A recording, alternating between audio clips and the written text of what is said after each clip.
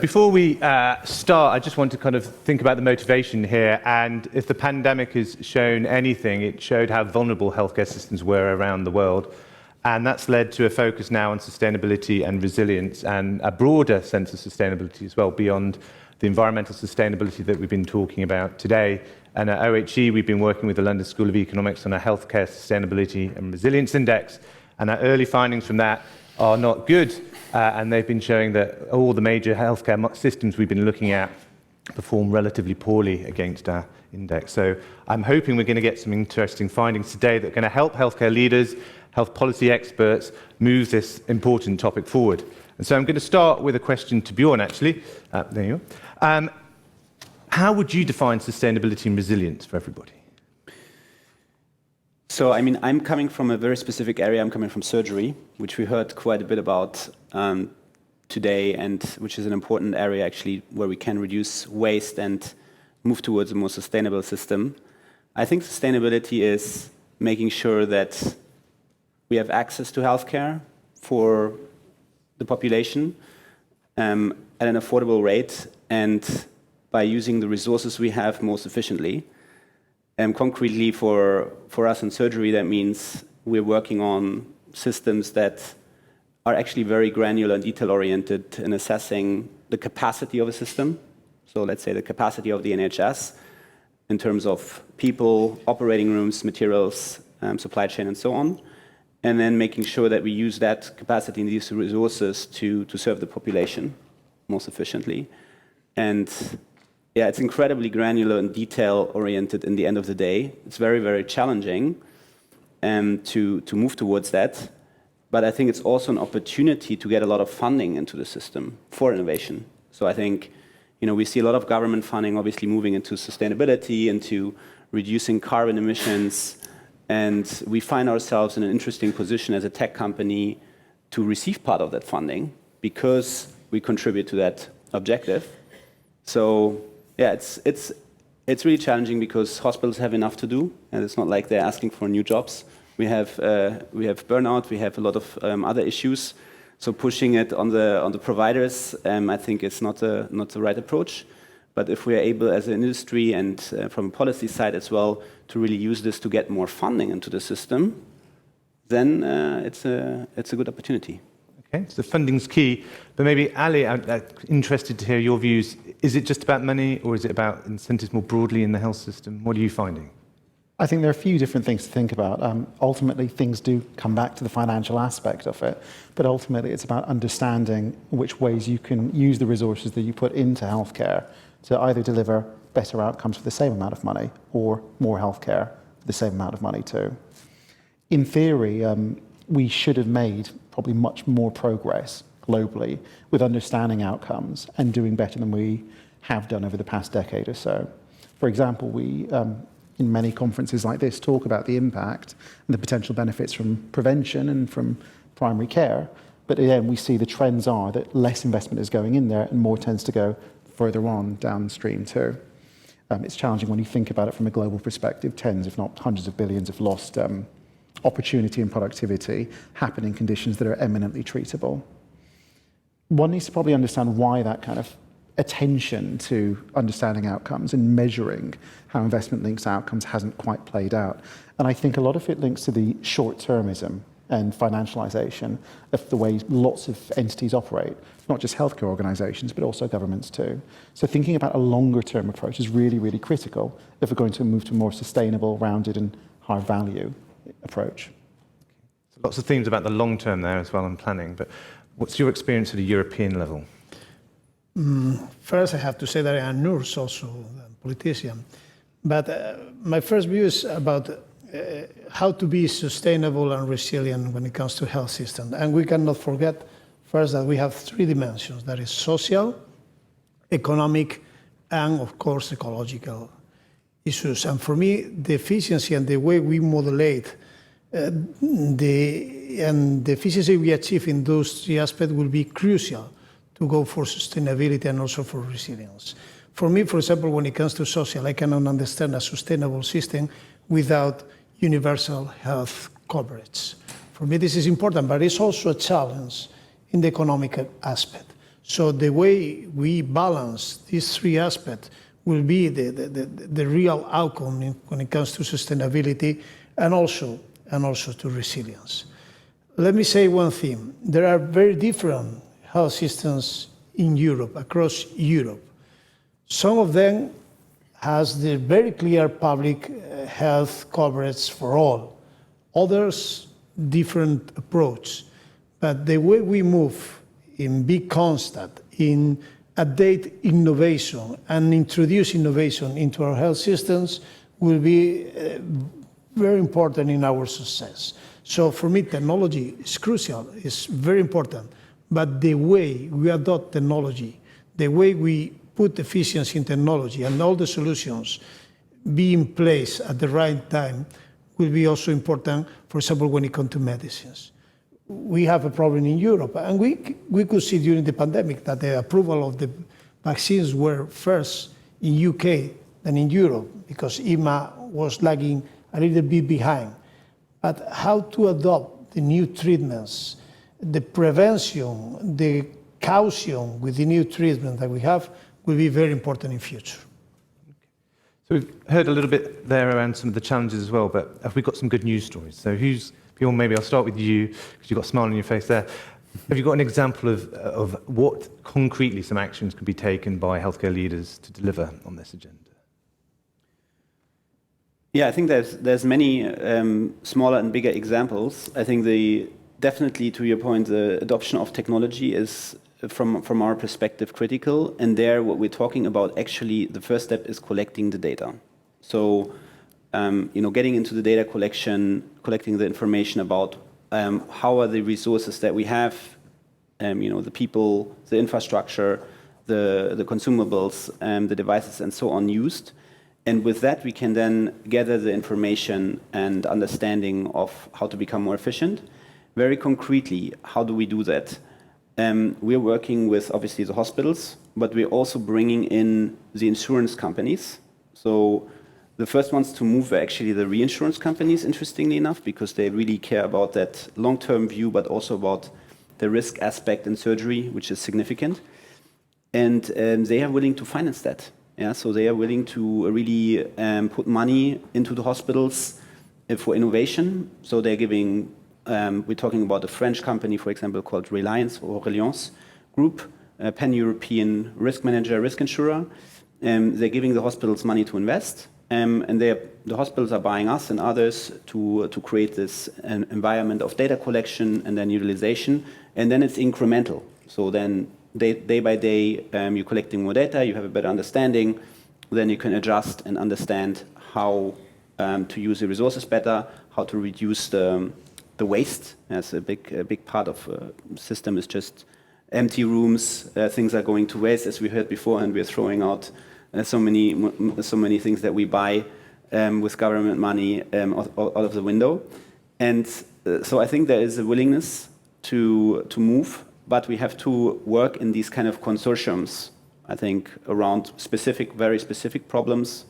For us in surgery, it's about specific therapies, let's say orthopedics, for example, or minimally invasive surgery or robotic surgery, where you can really show an impact, make a big fuss in the press about it, talk about it, and then other hospitals are coming around the corner and the government as well to continue funding it. I hope that was concrete enough. Okay. So I think it was interesting. So we moved from thinking about some big innovations and big agendas that can be expensive to there you're talking about some smaller changes you can make about eliminating waste. But I think, Lambert, I think from our earlier conversation, you believe we don't just need to spend lots and lots of money, inject lots of money into a system to make it work better, to make it more sustainable. Yeah, thanks, Graham. It's been an amazing day. You're all probably pretty tired. But what I'd like to put the spotlight on is just the incredible opportunity there is to improve healthcare just through its organization. It's extremely complex. I've been going around in hospitals around the world for the last 15 years, and I can really see the potential just to improve it as it is, without technology, without AI, without investments. The reason that potential is there is because healthcare is the most complex organization that you can find. To give you an example, some years back, I had the privilege of going into a nuclear plant. You would think, oh my God, a nuclear plant. A nuclear plant compared to a hospital is a piece of cake. I mean, a hospital is complicated. There's hundreds of people running around. It's a 24-hour-a-day operation. There's hundreds of professions that need to work together. The patients, the families are concerned. We've heard all this all day. So the title of our panel is Designing, and I just noticed that now, to be honest. If we could design from scratch, and we've had experiences also helping hospitals build a new model. By building new hospitals, you can avoid a lot of mistakes. But unfortunately, we have existing hospitals, hundreds of them, thousands of them. Most of them are bankrupt. There's no money left in the system. I think that's true for most of Europe. Would you all agree? So there aren't that many inroads. And one of them, I think, is to not neglect the impact and the importance of organizing better, making the processes more robust, working on the management. We've heard that all day, taking better care of the employees, of the health workers through better management. And that's what I think that's the key takeaway that I can give. So, Francis, I'm interested because we were just chatting before, and I was saying, as an economist, so I think in trade-offs, right? That's just life. And you were saying you don't necessarily believe in that as well. But to what extent is focusing on sustainability and trying to deliver good clinical care? How are kind of the patient experience, patient outcomes? Are they reconcilable with sustainability, or is there a trade-off? Do we need to give something up? I just see so much opportunity to improve patient outcomes and patient experience at the same time as improving environmental and social and financial sustainability.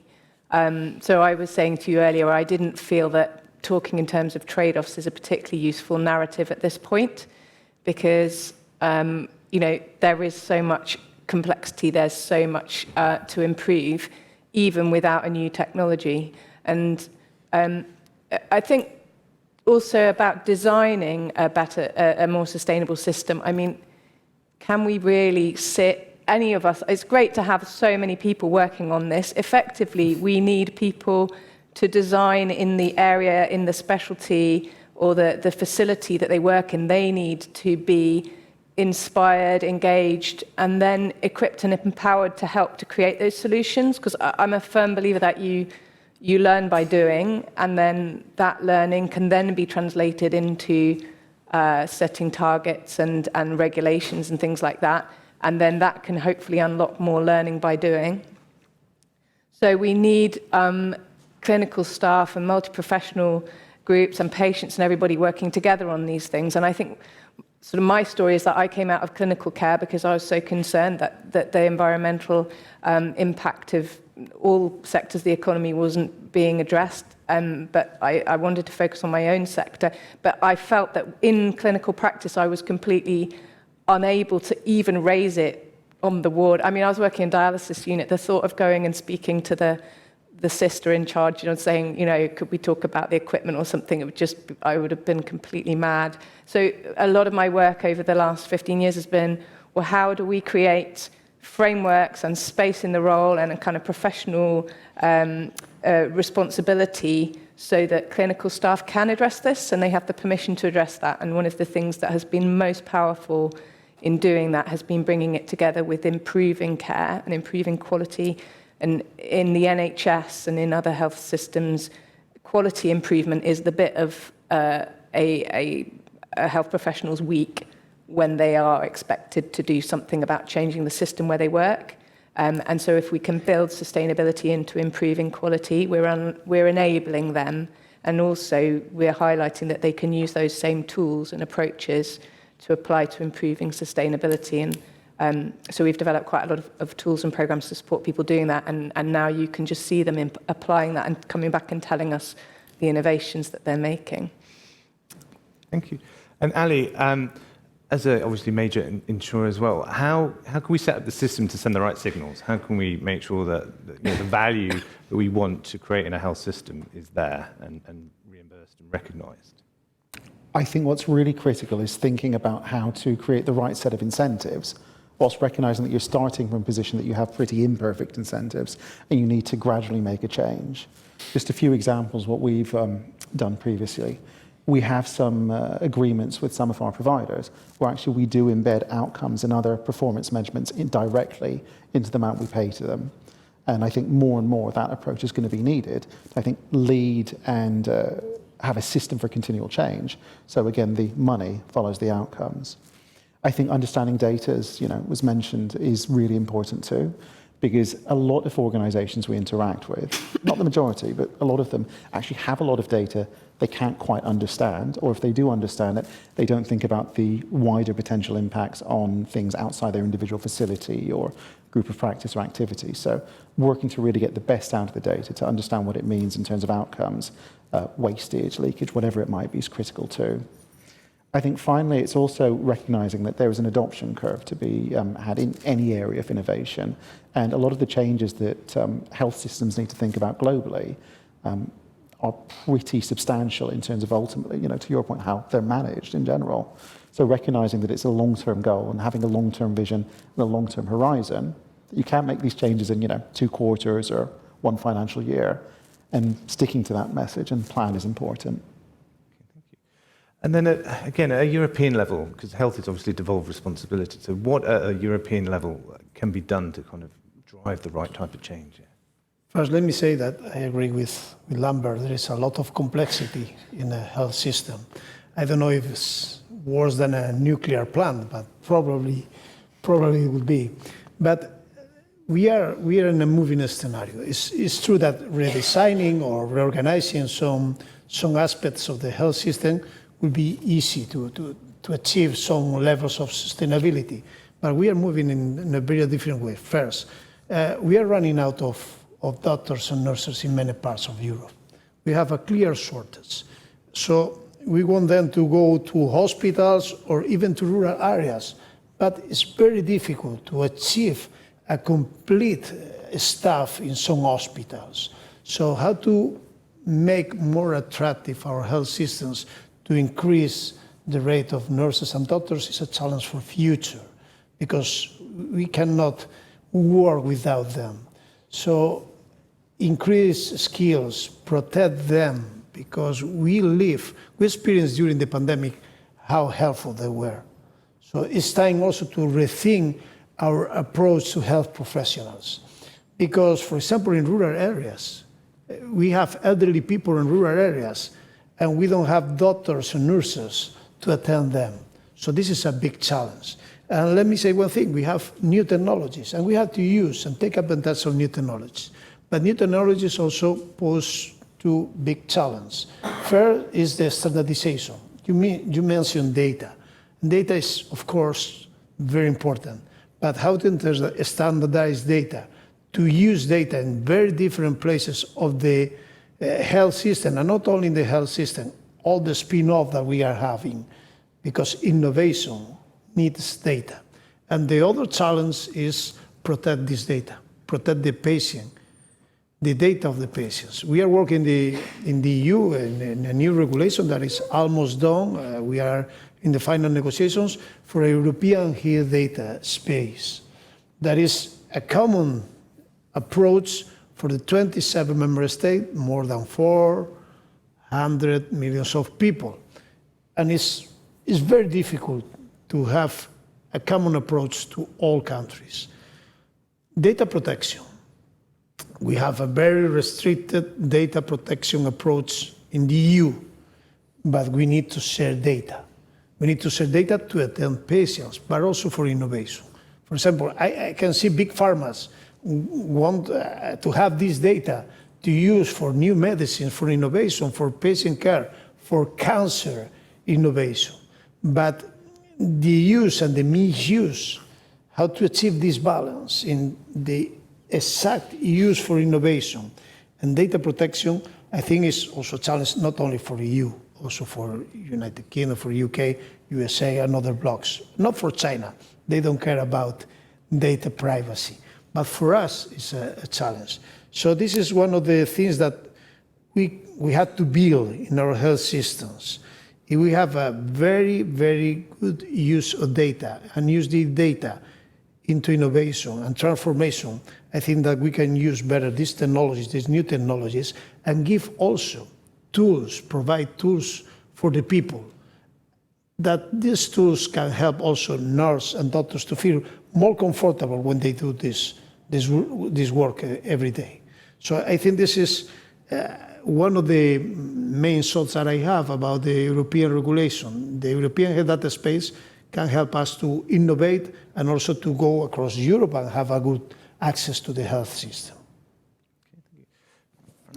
I want to return to your motivation earlier as when you left medicine, well, still a doctor, to pursue this area and to think, given the huge impact that clinical care has on the environment, and it's obviously a key part of this, how do you motivate a workforce that's under huge amounts of pressure, that's got lots of other competing issues, to help drive kind of improve sustainability in health systems?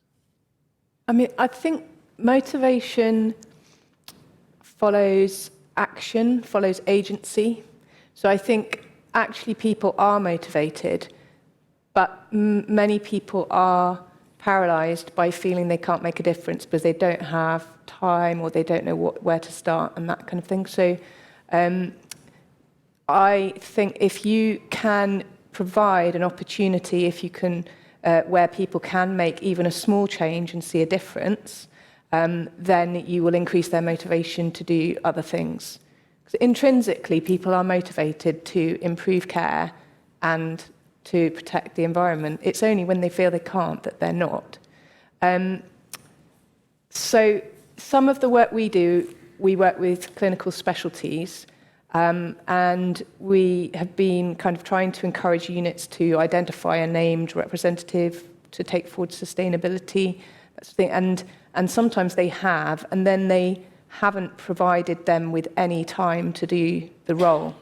And so you get an initial enthusiasm and things started, but then you get things, and actually you can even do more damage than good by creating that expectation and then not supporting them. So I think there is a really important role for leaders to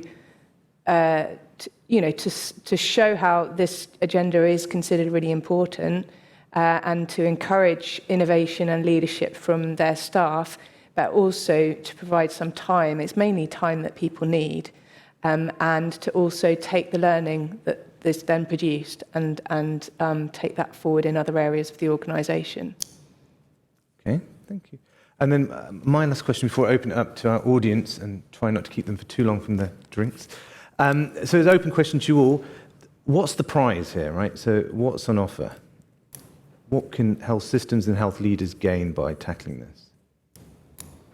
The prize is enormous, isn't it? But it's just, that's the thing about sustainability, is why I wanted to spend my time working in it, is because it's a sweet spot, whether it's in terms of in the community, in active travel, creating health, creating a more livable and local environment and supporting local economy. It's just win, win, win, win, win, win once you get it right. And I think the same with healthcare. You can have a more preventative system with healthier people, with staff who feel empowered and who are well, and you can have patients having more responsibility for their own care in a system that's functioning well. So I think, I do think it's possible. We should do it. Anyone else, Bjorn? Yeah. Yeah, I would agree with that. I think I like the human element that you brought in, because it's right. You're right. It's not about technology and money only. It's really about the human. And I think if you think about a sustainable or designing a sustainable system, you really need to put the patient and the caregiver in the center and empower them. And that's why I think breaking open the data topic is massive. I work internationally in the US, Europe, and now we are in the UAE, and they have a near perfect patient record. So they have the genomics, they have all the radiology, everything in one place. An absolute dream for any data scientist. And the people are really managing their health differently because everybody has the same understanding. They compare with their neighbor, so people are really automatically, because they have access to their own health data, they can see the record. When a doctor sees a patient, they see afterwards, what did the doctor write? They're like, I didn't say that, I said something else. So it's basically giving the patient this information and the data, obviously it's safe, compliant way, is a very powerful tool, and it brings kind of the human element back between the provider and the patient. All right, should we throw it open for questions from the audience? There's somebody over here. Have we got a microphone? There we go. It's down here in the right in the white shirt. Yeah, thanks. It's interesting coming full circle with the attitude to data sharing in the last, I guess, 20, 30 years, where people were the product if it was for free, and the data about them would be the value that the company providing that service would be accruing. So with that in mind, within the context of healthcare, and we've talked about data and the value of data, just wonder about whether we're striking the right balance about the access to that data. As a health tech startup myself, data is really the enabler of innovation, but it's also a blocker of it if we don't have access to that data. So I wonder about, with the 400 million European citizens and the NHS we have in this country, the value of the data to innovators is the 800-pound gorilla, right? So that's the opportunity. The question is, are we striking the right balance in the access and availability and the use of that data to drive innovation? Are we striking the right balance? Who knows? Really, first, we have to remind us that every day we have a monitor here and collecting data for different companies. So sometimes we give access to our health data to somebody that we don't know. But how to find the right balance is very difficult, and I think it's not a stable thing. I think there are very different cultural approaches. But the benefits are enormous if we push the right button. You can think about rare cancers. We need a lot of to make a trial, to make a study, to make a research. So with 400 million is easier. So how to combine, how to collect this data will have enormous value. But also, I think that the value of this data will be for free for innovation. But the benefits have to take into account this free access to data. I think there will be an exchange between patients, health systems, and also innovators, the industry. How to evolve, I don't know what is going to happen in the future, but with this data, we can build better systems, for example, for artificial intelligence. So I don't know what is going to happen because it's a constantly evolving issue.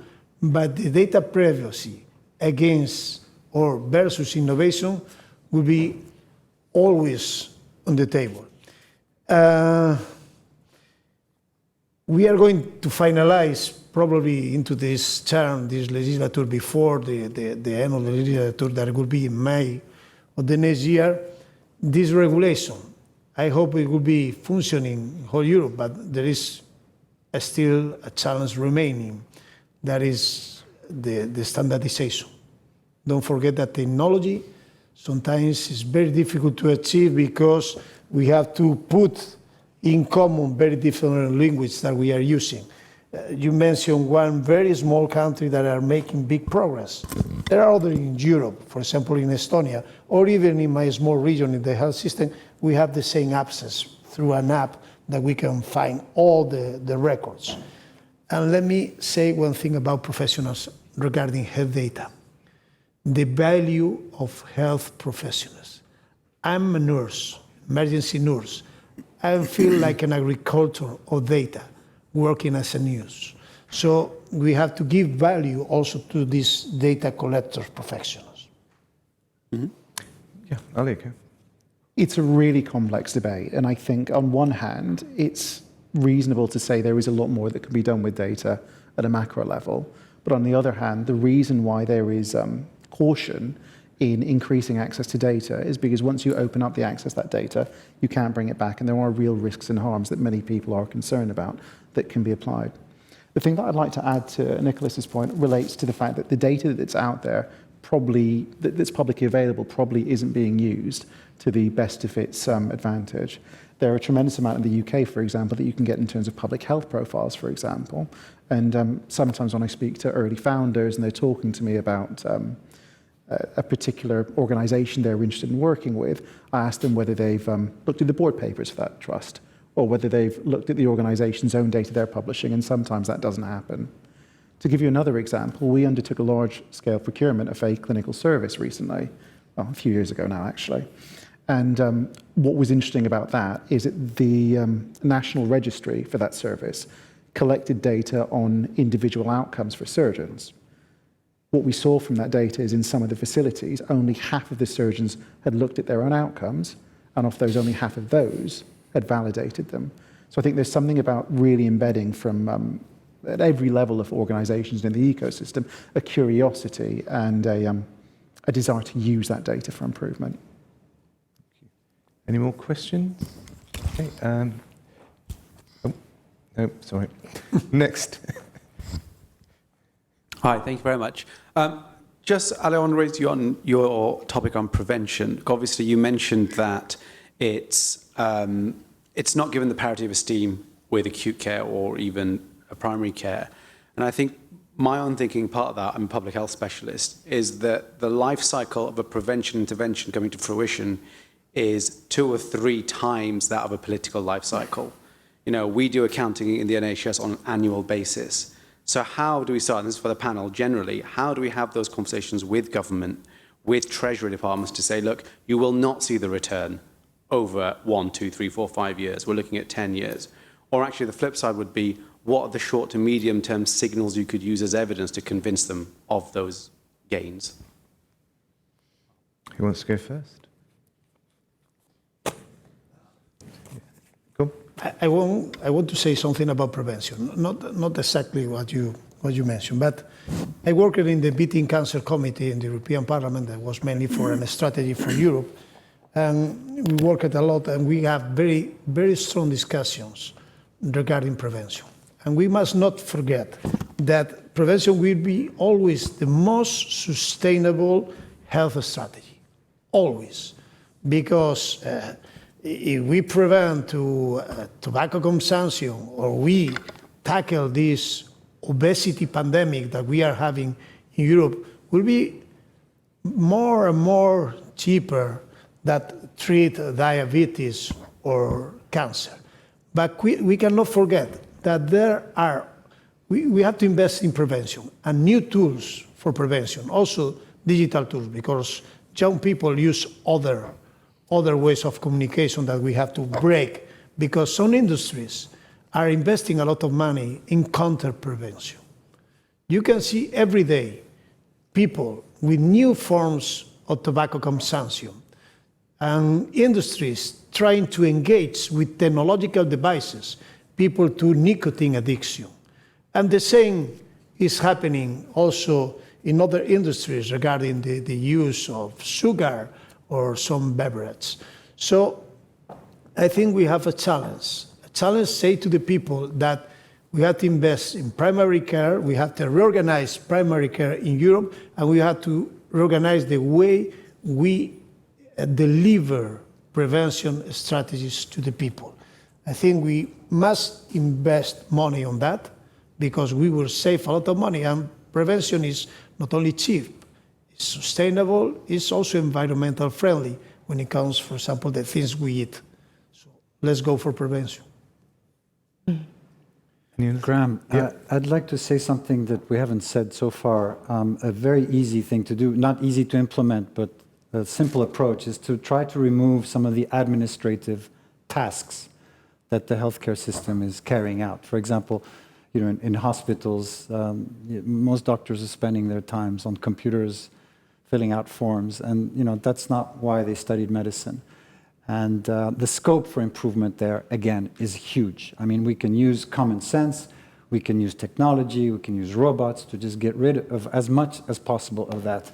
And I think that would contribute to making the whole system a bit more sustainable, keep the employees motivated, as Francis said.